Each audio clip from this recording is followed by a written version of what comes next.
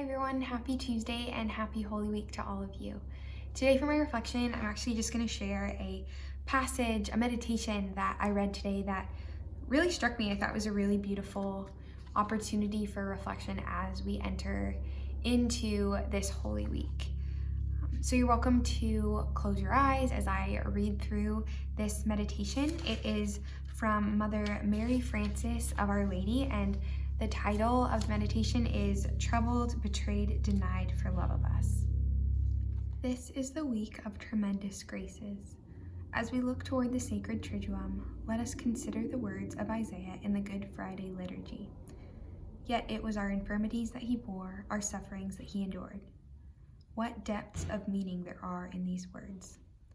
Sometimes we may make the mistake of coming with great fervor to Holy Week, determined to enter into the mystery of the Passion, considered only as the last extreme sufferings of our dear Lord's life.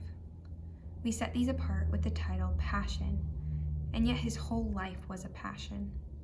Passio is a suffering, an act of patience.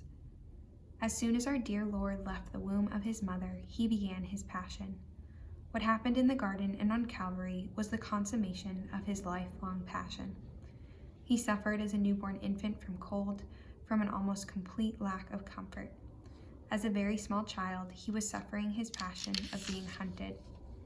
As he grew up, he continued in his passion, always being a person who was never completely understood by anyone. He continued into young manhood with a deepening of his passion. He gathered around himself a select group of intimate friends, all of whom, save one, were to desert him. One was to betray him. One was to deny him. Interlaced with all these great sufferings were what we might dare to call his little sufferings, which we should love to dwell on. These too were part of his passion.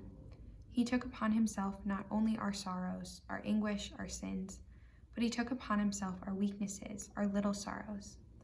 If we look into the happenings of his public life, we will see how much he suffered the very things we suffer. We must not commit the fallacy of thinking he suffered less because he was perfect. He suffered more, not less, because his sensibilities were absolutely perfect.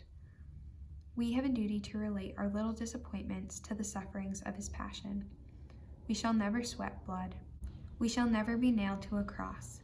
It is very unlikely that anyone would ever spit in our face. It is extremely difficult to imagine that anyone would ever strike us on our cheek. We shall not have to carry a cross and fall under it. We shall not have nails through our hands. But we shall always have many little things to suffer. We must not allow ourselves to forget that he knows them all. He took them upon himself. He didn't just endure them as something that human nature could not escape. He wanted to experience them. So I'll just leave you with that passage from Mother Mary Frances of Our Lady.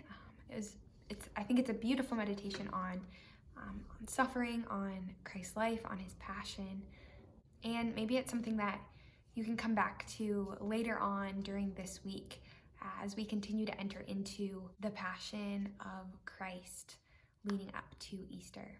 I hope you all have a really wonderful and blessed Holy Week, and I'll talk with you again soon.